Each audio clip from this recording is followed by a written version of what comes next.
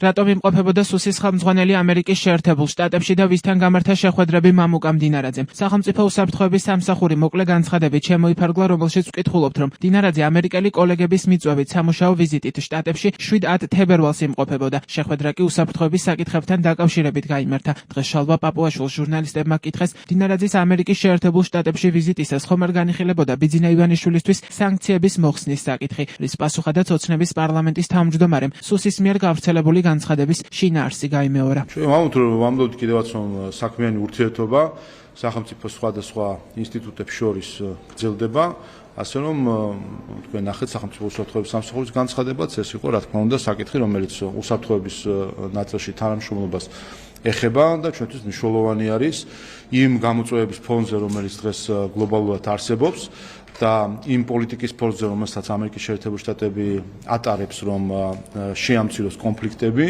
და უზრუნველყოს მშვიდობიანი განვითარება, ამ მხრივ ამერიკის შეერთებული შტატების და საქართველოს უსაფრთხოების სამსახურების თანამშრომლობა, ასე რომ ჩვენ საქმიანი და სამსახურები ურთიერთობები, რა თქმა უნდა, მნიშვნელოვანია. ოპოზიციაში ამბობენ, რომ მსგავსი შეხვედრები ორ ქვეყანას შორის არსებულ ურთიერთობებს ვერ გამოასწორებს. ოცნების ოპონენტების თქმით, არ არის გამორიცხული, რომ მდინარაძეს შტატებში კრიტიკული მოსაზრებების მოსმენაც მოუწია. ჩვენ გახსოვთ, საზოგადოებასაც მინდა გავახსენო, რამდენიმე დღის წინ ჩვენ ღიად საჯაროდ მივაწოდეთ საზოგადოებას ინფორმაცია, რომ სუსის ხელმძღვანელი მდინარაძე ივანიშვილის მიერ შიკრიკად იყო გაგზავნილი შეერთებულ შტატებში. მაშინ ეს კონკრეტული ინფორმაცია ყისიერად უარყო სუსმა, სუსის წარმომადგენლობამ, დღეს ფაქტიურად თავად დაადასტურეს ის სიცრუე, რაც მაშინ განაცხადეს.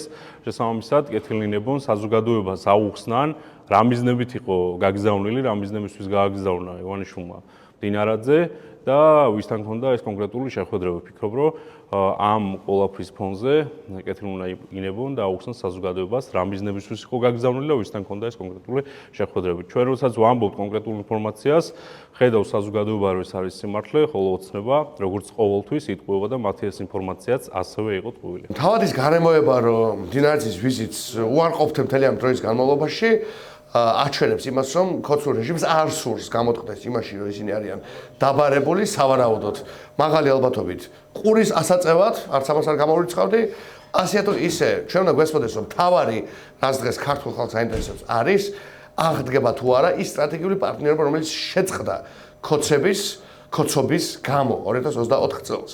და პასუხი ამაზე არის, რომ ამჟამინდელი პოლიტიკის პირობებში ეს სტრატეგიული პარტნიორობა არ აღდგება და ვერ აღდგება. აი ეს არის თავარი ჩვენი მოსახლეობისთვის. დანარჩენი ხა რატო იყო მდინარაძე და იყო თუ არა, ეს მე ვფიქრობ არის მეორადი მნიშვნელობის. თავარი არის, რომ ეს რეჟიმი ვერც ერთი მექანიზმით ვერ შეძლებს ამ პოლიტიკური კურსის შენარჩობის პირობებში ურთიერთობების სტაბილიზებას ამერიკის შეერთებულ შტატებთან. როგორც საქართველოში ამერიკის შეერთებული შტატების საელჩო რადიო თავისუფლებას ეუბნება, შტატების ოფიციალური პირები მამუკა მდინარაძეს უსაფრთხოების სფეროში თანამშრომლობაზე ორიენტირებული სტანდარტული სამუშაო ვიზიტის ფარგლებში შეხვდნენ. საელჩო შეხვედრის მონაწილეთა ვინაობას არ ასუსტებს.